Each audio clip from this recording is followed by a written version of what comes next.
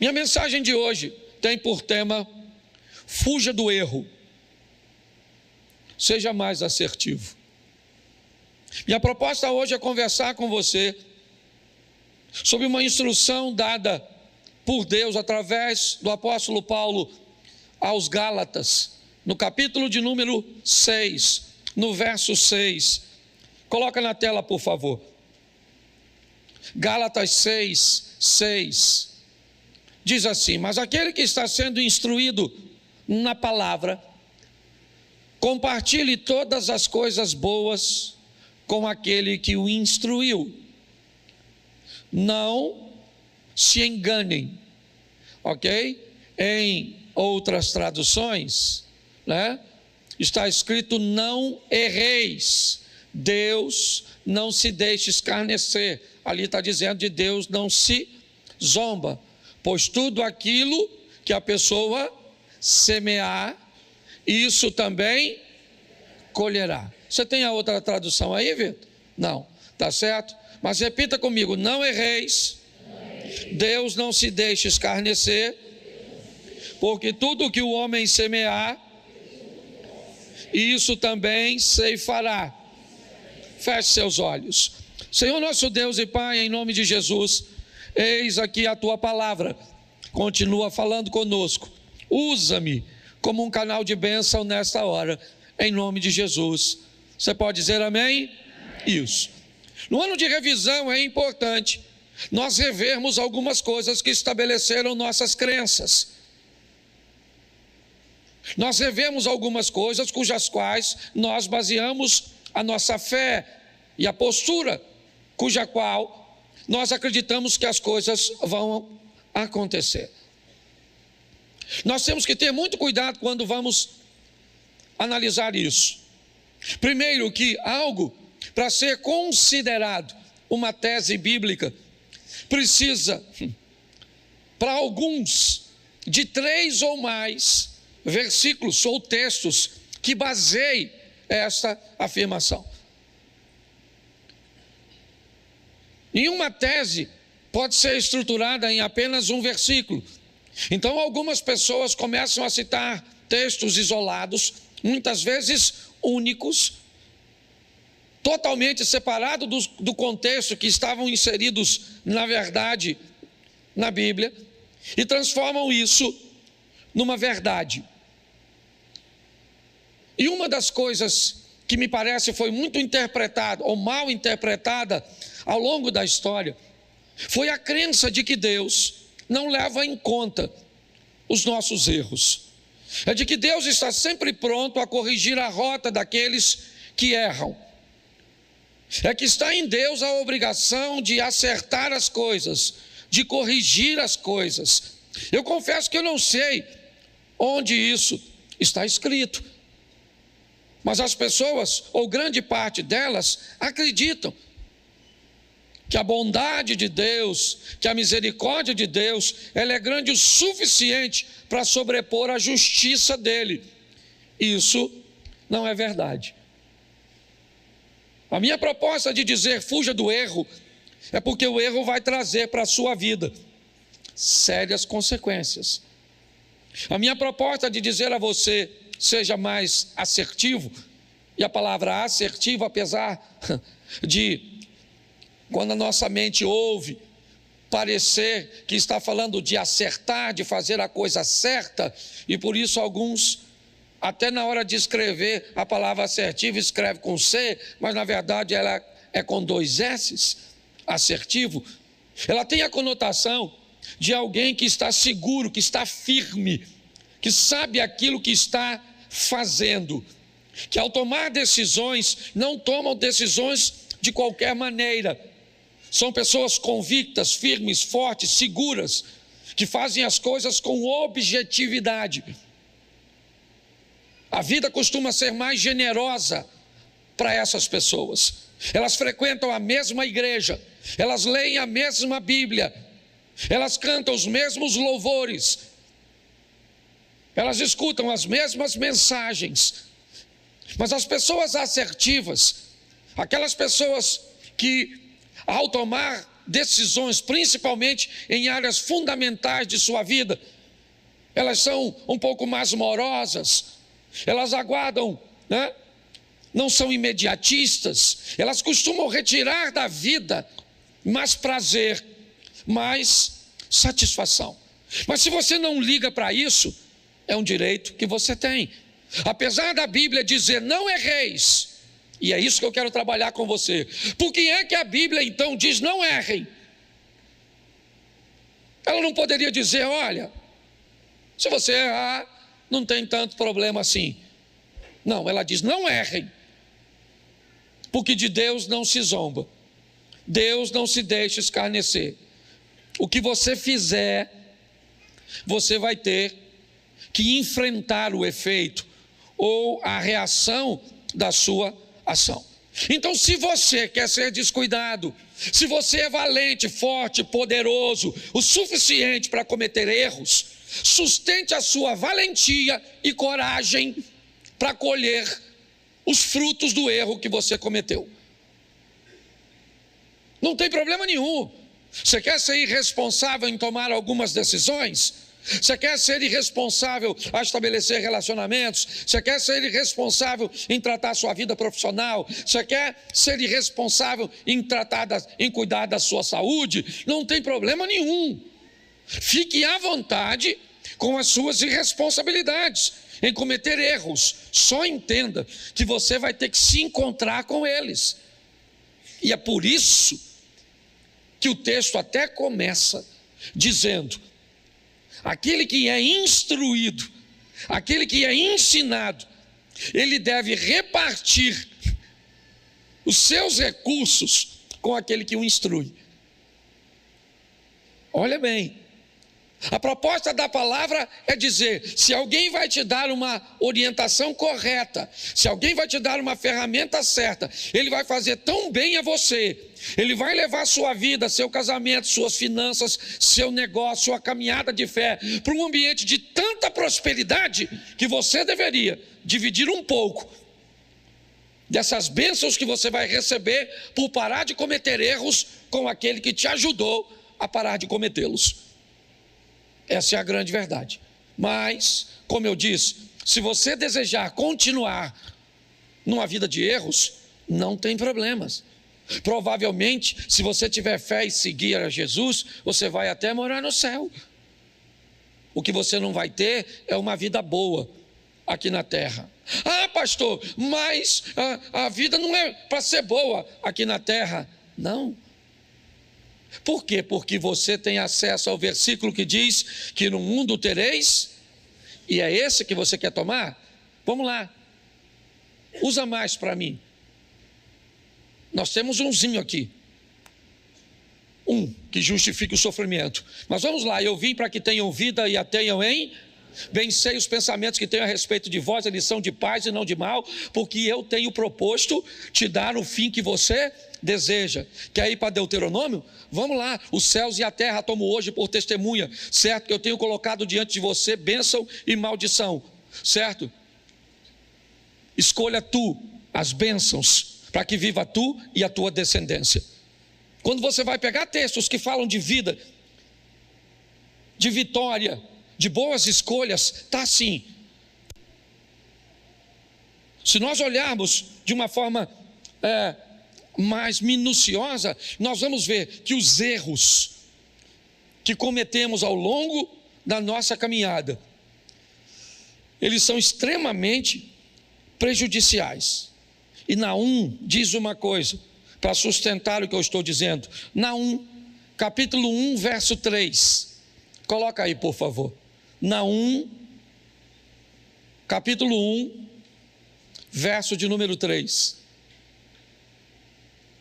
Isso.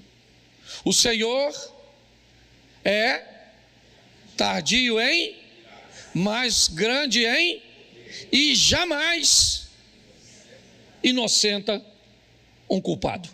Jamais inocenta um culpado. Jamais inocenta um culpado. Ah, pastor, mas o sangue de Jesus não me inocentou? Eu era culpado. Ah, aí sim, colocou o texto certinho. certo? O sangue de Jesus foi derramado para pagar um preço, ele é o Cordeiro. Então até você tenha cuidadinho um pouquinho. Eu sei que Deus filtra tudo isso. Se você vai orar, cuidado para não usar o sangue onde você deveria usar o nome, e para não usar o nome onde você deveria usar o sangue. O nome é para uma coisa, o sangue é para outra coisa, tá certo? Nós precisamos rever tudo isso. Ah, pastor, mas Deus entende tudo isso? Entende, é claro que entende. O Espírito Santo, ele corrige muitas coisas que fazemos errada, mas nós estamos num ano de revisão. Por que não entender que precisamos parar de expulsar muitas vezes um demônio usando o sangue? Na ignorância, vale. Mas, né? Nós precisamos rever, é só isso. Minha exposição é só uma exposição de revisão. Então a minha proposta agora é mostrar a você que se Deus não toma culpado por inocente, se Ele diz não errem porque vocês vão ter que se encontrar com o resultado do seu erro, nós temos a garantia de que Ele é tardio em irar-se. Sim, é só você ler a história de Sansão e você vai descobrir o quão longânimo Deus é, o quão bondoso Ele é. Você vai ver uma série de erros que Sansão está cometendo. Me permita fazer você raciocinar sobre isso. A própria Bíblia, você não tem nenhuma garantia que a força de Sansão estava no cabelo. Ele era um nazireu, como muitos outros nazireus que haviam naquela época. Mas quando você vê ele comete o primeiro erro, Deus tolera, ele comete o segundo erro, Deus tolera, ele comete o terceiro erro, Deus tolera. Conforme ele vai cometendo uma série de erros, chega uma hora que Deus diz, acabou. Aliás, todas as vezes que ele fica forte, a Bíblia nunca diz que a força dele era por causa do cabelo. Sempre diz, o Espírito do Senhor se apoderou de Sansão. O Espírito do Senhor se apoderou de Sansão. O Espírito do Senhor se apoderou de Sansão. O dia que Sansão ficou fraco, o texto diz assim, o que Sansão não sabia é que o Espírito do Senhor não era mais com ele. Então é só a nossa revisão. É só nós olharmos para que a nossa caminhada esteja mais firme, esteja mais forte. Então eu vou te mostrar o erro de algumas pessoas e vamos ver no que deu. Vamos ver se Deus entrou lá para corrigir, para arrumar a coisinha, para passar a mão na cabeça. Vamos ver se é assim que Ele lida, que aí você vai descobrir o quanto pode ser danosa uma gravidez sem um cônjuge, sem uma estrutura estabelecida. Você vai entender que Deus vai perdoar o seu pecado de ter cometido uma vida sexual fora do casamento e você engravidou. Sim, Deus vai te perdoar, você pode morar no céu, sim ou não? Isso. Mas e a responsabilidade que você agora vai ter que carregar de criar essa criança? Então os erros, eles são complexos. Então como pastor, às vezes as pessoas vêm falar comigo, eu falo, cara, gente, é muita bagunça muitas vezes. É uma série de erros que vai trazendo uma vida difícil, de gente que vai morar no céu, mas vai viver o inferno aqui na terra. Então eu vou te mostrar aqui, rapidinho, o primeiro é o erro de Davi. Deixa eu te mostrar o erro de Davi. Segundo o livro do profeta Samuel, capítulo 12, verso 13. Dá uma olhada nesse texto. 12, 13. Está um pouquinho diferente a minha, qualquer coisa eu corrijo a minha tradução e vamos ver se depois a gente coloca a minha aqui. Então Davi disse a Natã, pequei contra o Senhor. E Natã respondeu, também o Senhor perdoou o seu? Isso é fantástico.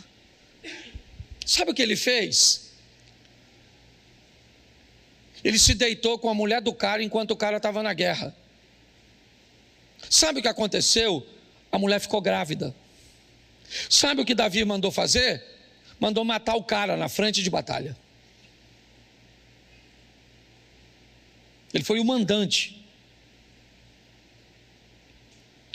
É isso. Deus então manda o profeta ir a ele Diga assim: você quer andar bem? Diga, você quer andar bem? Tenha profeta. Isso.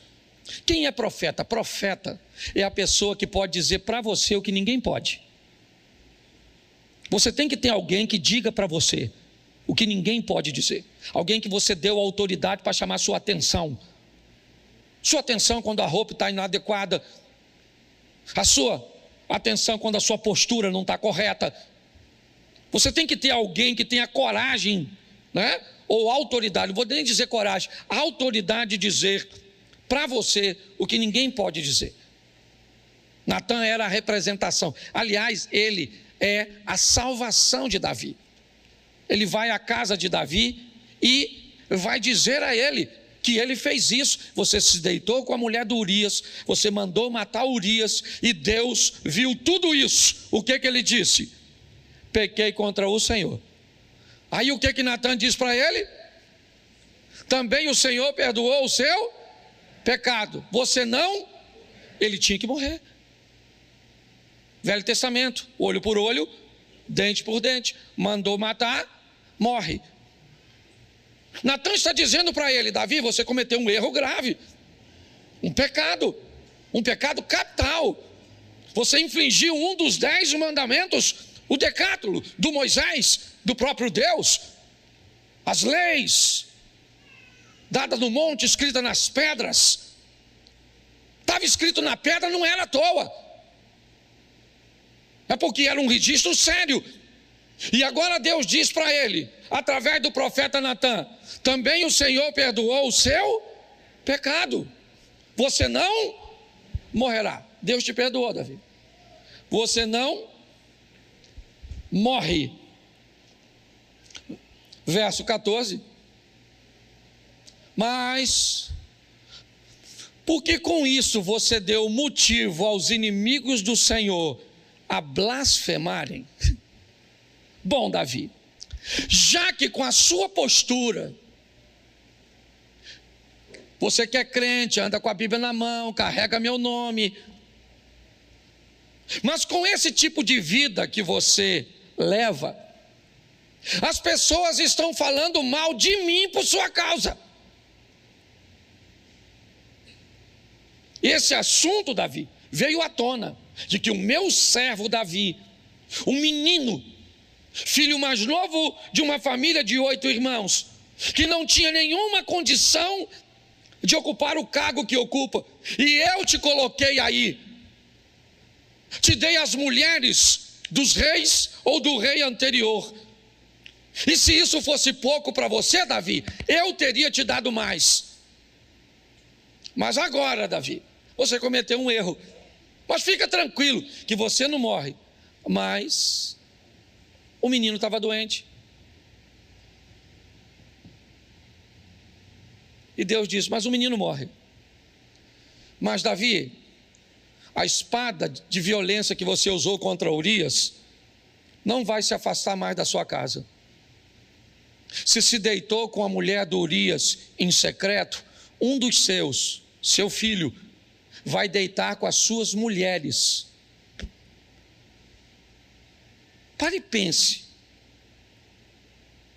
Dá uma olhada nisso e vê o que o erro de alguém que foi perdoado, porque ele foi perdoado, ele não vai morrer, mas a vergonha, a humilhação, o problema familiar e todas as coisas que ele colhe do erro que cometeu. Então Davi deveria saber muito bem o texto que nós lemos em Gálatas. Tudo bem que ele não tinha acesso ao texto dessa forma, né? Porque está lá na frente. Não errem. Não errem, porque isso vai dar problema para vocês. Vocês são meus servos, vão morar nos céus, está tudo certinho, mas cuidado com os erros. Eles vão te trazer problemas. Não acredite que Deus vai corrigir o que você faz de errado. Não é assim. Reveja isso. Vamos te mostrar outro? Vamos lá. O erro de Moisés. Note que eu só estou falando de homem de Deus até agora. Moisés, o homem que conversava com Deus face a face. Um dos textos para mim mais impactantes da Bíblia. Bota para mim, por favor, Êxodo 32, 32. Eu acho que é esse aí. Agora, pois, perdoa-lhe o pecado, ou, se não, peço-te que me risques do livro que escrevesse. Irmão, presta atenção no que o Moisés está conversando com Deus. No momento difícil, onde Deus está dizendo para ele: Moisés, vamos acabar com este povo. Vamos acabar com essa história do Abraão. Vamos começar uma história nós dois. Eu vou começar um povo através de você. Esse povo vai perecer aí no deserto, Moisés, e a gente começa de novo. E Moisés, com um amor por aquele povo, mas pensa em algo, sabe, só o amor poderia fazer com que ele não fosse fulminado ao dizer uma coisa dessa para Deus. Olha o que ele está falando para Deus: perdoa. Deus está dizendo: eu vou destruir o povo. Moisés diz: perdoa-lhe o pecado, ou se não, eu peço-te que me risque. Olha o que o Moisés falou. Se não fosse com amor, com humildade, estava morto. Eu só estou te mostrando isso para você ver o nível que esse cara era, o nível que Davi foi. Mas não interessa se é Davi, não interessa se é Moisés, não interessa se é Abraão, não interessa se é Paulo, se é Pedro, não interessa quem seja. Errou, meu irmão, a casa vai cair. É isso que você tem que entender. Então, se você vai ser macho e valente o suficiente para vacilar, depois também chupa o limão. Não vem com essa fatalidade: agora também eu errei, minha vida acabou nada. Você vai colher tudo e vai começar de novo. Vai ter força para passar vergonha, humilhação, isso. É assim que funciona. Agora, só para terminar, verso 32, para terminar esse texto. 33, o próximo, por favor. Então o Senhor disse a Moisés: quem foi que disse? Riscarei do meu livro todo aquele que pensa num troço desse. Pensa. O Deus falando: Moisés, vou falar uma coisa para tu. O livro é meu, eu risco. Quem? Quem eu? Quero não. Quem vacila. Então aquele Zé Ruela era para eu riscar. Você não fez nada, eu não vou riscar. Certo? E agora, por sua causa, também não risco os caras. Não é um negócio maneiro? Pois é, seria bom se a vida dele fosse sempre assim. Mas esse Moisés, Números 20, verso 8, olha o que esse cara faz. Números 20, verso 8, o erro de Moisés. Pegue o seu bordão, ajunte todo o povo, você e Arão, seu irmão, certo? E diante do povo, falem a rocha, e ela dará a sua, assim vocês tirarão a água e darão de beber à congregação e aos verso 11. Moisés levantou a mão e feriu a rocha, deu uma pancadinha. Quantas vezes? 2 vezes com o seu bordão. E saíram o quê? E a congregação e os seus animais? Olhe para mim aqui. O erro de Moisés, eu não sei nem se isso é erro. Falando sério. Porque olha só, Deus falou com Moisés: Moisés, vamos fazer o seguinte, o povo está com sede, então vamos dar água para esse povo. Pega o Arão, seu irmão, vão lá, e aí você pega aquela rocha lá e fala para a rocha: rocha, sai água. E a rocha sai, as pessoas bebem, o gado bebe e está tudo certinho. Lá foi o Moisés. Dizem que ele estava nervoso, eu não estava lá. Mas diz que ele estava chateado, aborrecido, sim. E eu acredito que estava, porque ele estava guiando o povo. O povo estava ruim. E ele tinha todo o direito de ficar nervoso, sim ou não? Porque você também tem. Você só não tem o direito, durante o seu nervosismo, desobedecer e desonrar o nome do Deus que você carrega. Você tem direito de ficar nervoso? Claro que tem, você é gente. Tem hora que parece que... Se o Satanás chegar na sua casa, é você que entra nele. De tão nervoso que você fica em algumas ocasiões. Você tem todo o direito, sim ou não? Claro que tem, você é ser humano. Só que não tem The Walking Dead, zumbizão que não sente nada. Aqui tem hora que você tem raiva, tem vontade de matar, tem vontade de sumir, tem vontade de tudo. Então ele está nervoso sim. Só que Deus falou: Moisés, fala. Ele foi lá e deu 2 pancadas na rocha. O que aconteceu? A água, ó, jorrou. Sim ou não? Saiu água, sim ou não? Está certo, sim ou não? Está certo, sim ou não? O pessoal queria água. Está certo, sim ou não? Claro que está. Só não está para Deus. A água está saindo, o povo está bebendo, animalzinho está bebendo, todo mundo feliz. Eu imagino Deus olhando. Deus tirou Moisés do grupo, levou para o privado. E falou: Moisés, o que eu falei contigo? Eu imagino Moisés falando: que. E Deus falou: seja homem, não gagueja não, maluco. Fez agora. Eu mandei você falar ou tocar? Gente. Onde o cara pecou, eu nem sei. Ele se lascou por causa disso. O Moisés não entrou na terra prometida porque deu 2 pancadinhas numa rocha. Imagine você que bate na sua mulher. Porque a rocha não é filha de Deus, sua mulher é. Quando você for gritar com sua mulher, pense no sogro. Deus falou: Moisés, tu não vai entrar não, maluco. Dá uma olhadinha aí do Monte Nebo. Olhou? Rapidinho, só um flash, um spoiler. Mas não entra. Gente, dá para ficar indignado, não dá?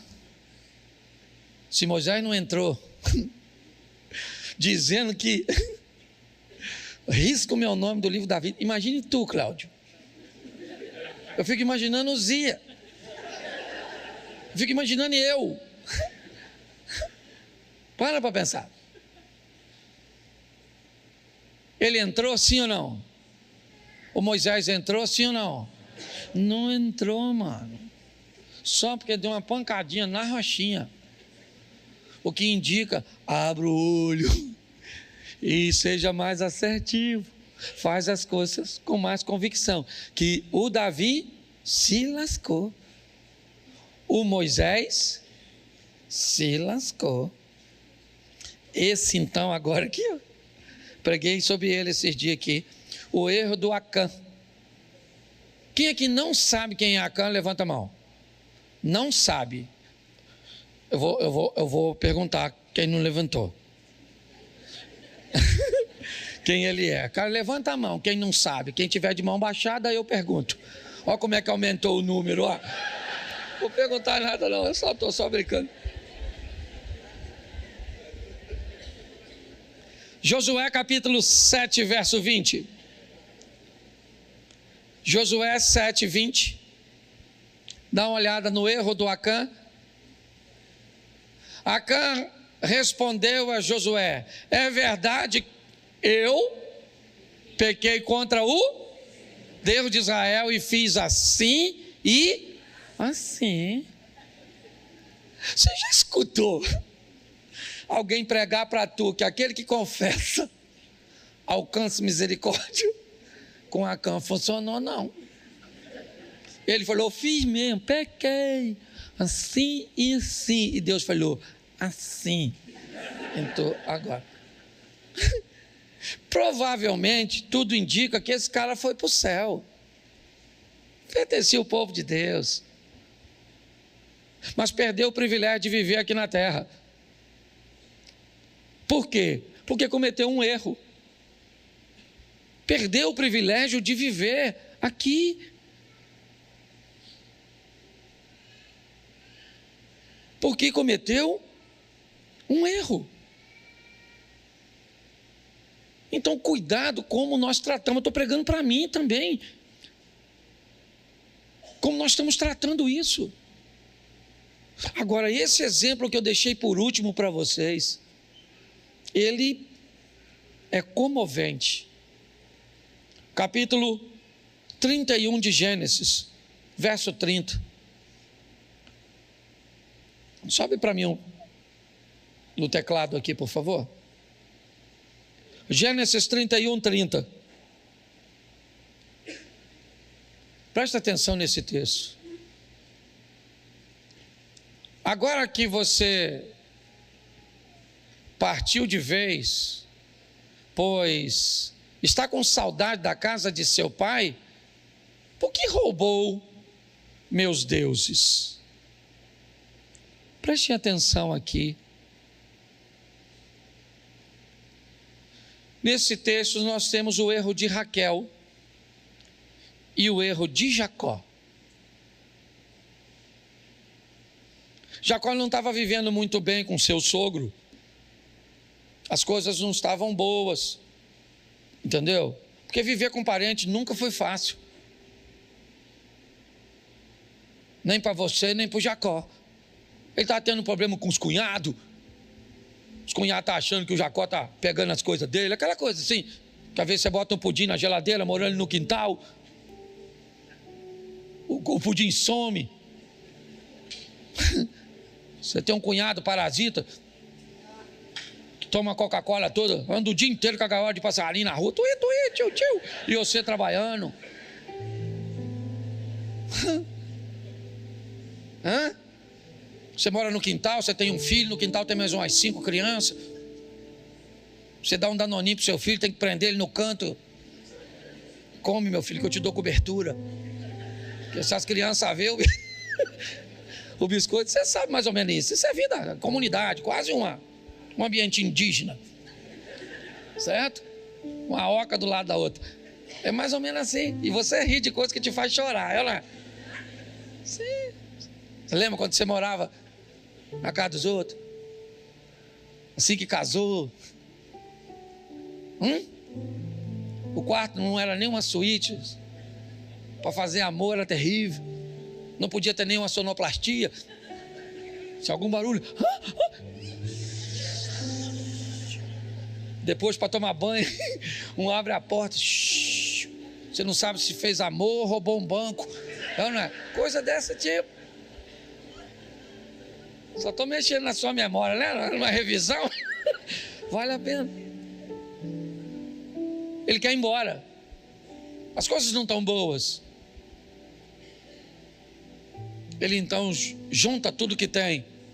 Jacó tinha maneiras muito esquisitas, muito escusas de resolver as coisas. Fazia parte de seu hábito. Até mesmo depois de se chamar Israel, ele ainda conservava algumas coisas muito ruins na hora de fazer coisas ou resolver alguns problemas. Ao invés de esperar o sogro chegar e dizer eu não quero mais ficar, não vai dar, ele espera o sogro sair numa diligência. Ele então, o sogro não estava em casa, ele pega todas as coisas que era dele e vai embora.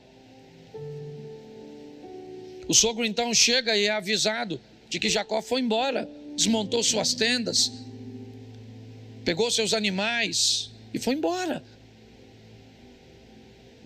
Será que ele não aprendeu quando teve o problema com seu irmão Esaú? Que por pior que seja, deveria ser dito, por mais doloroso que seja, deveria ser exposto. Eu sei que às vezes dizer dói mais do que ficar calado. Agora, ele está indo embora, o sogro chegou, e alguém avisa ele, ele foi embora. Mas Jacó conduzia crianças, mulheres, animais, não dava para andar tão rápido, apesar de 7 dias Labão então pega seus homens, seus cavalos, e rapidamente acaba alcançando Jacó. O encontro não é dos melhores. Deus, para amenizar a situação, aparece para Labão à noite, dizendo para ele controlar suas emoções e não fazer nada de mal. Labão então encontra com Jacó e diz para ele: eu só não vou fazer nada contra você, porque o seu Deus me apareceu de madrugada e falou comigo. Note, ele teve que fugir para não morrer de seu irmão Esaú, e agora mais uma vez ele foge. É de um erro em erros. Mas sumiu alguma coisa da casa de Labão, que ele está bem chateado. Algumas imagens de seus deuses desapareceu.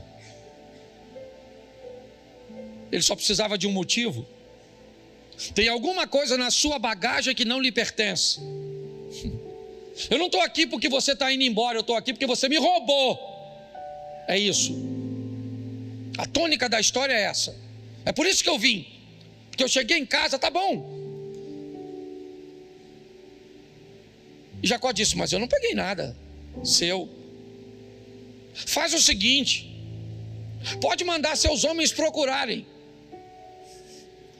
e na bagagem de quem eles acharem, que essa pessoa morra. O que ele não sabia é que quem havia roubado os deuses era sua esposa Raquel.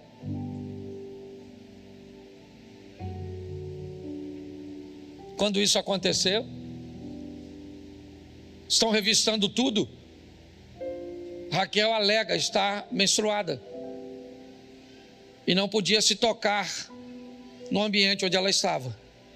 Ela então se assenta sobre os ídolos. O pai manda revistar tudo, e aí Jacó, que já não está muito satisfeito com aquela situação, diz: faz o seguinte, ô Labão, não procura só seus deuses não, suas imagens não, pode procurar aqui, e tudo aquilo que você achar aqui que for seu, você pode levar. Se tem alguma coisa, se você acha que eu trouxe alguma coisa que não era minha, pode pegar e levar. Não acharam nada. Eles foram embora. Uma falsa sensação de paz. Mas ali, Raquel assinou sua própria sentença, cometendo o erro de roubar os ídolos.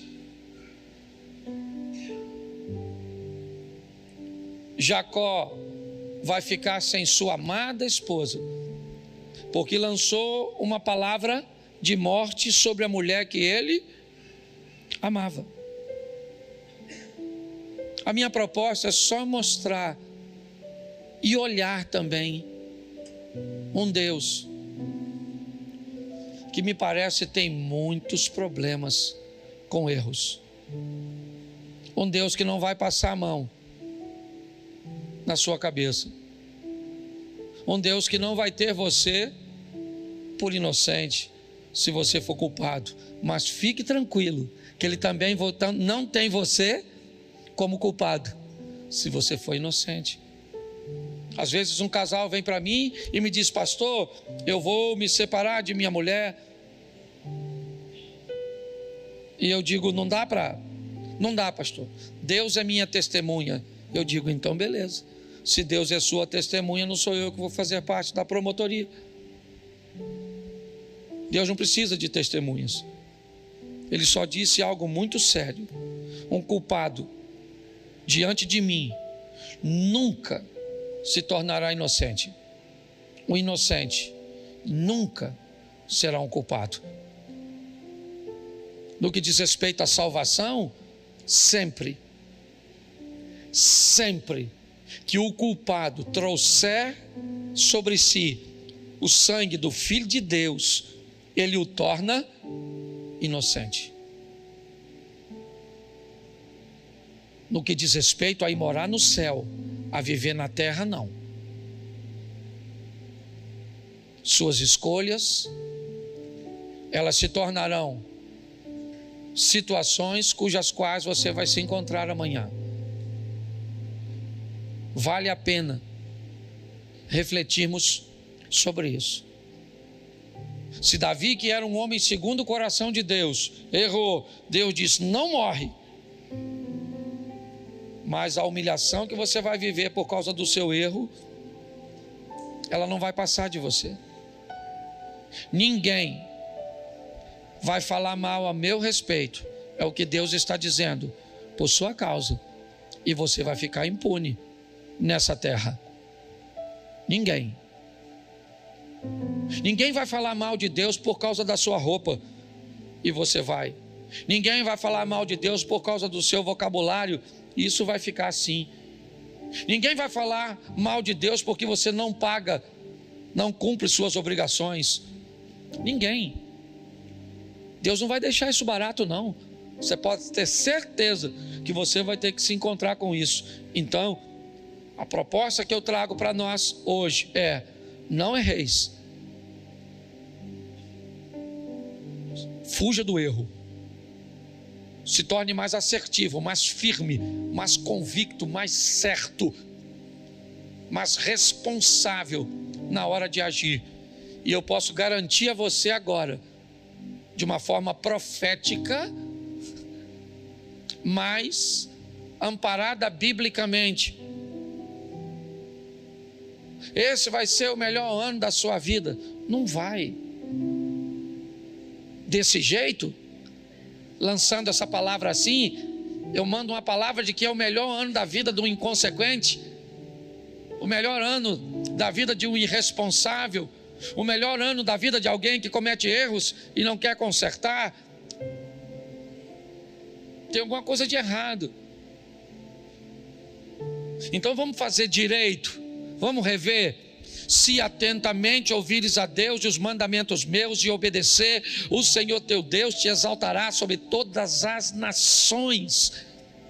Onde você passar, você será abençoado. Se atentamente ouvir a Deus, é condicional.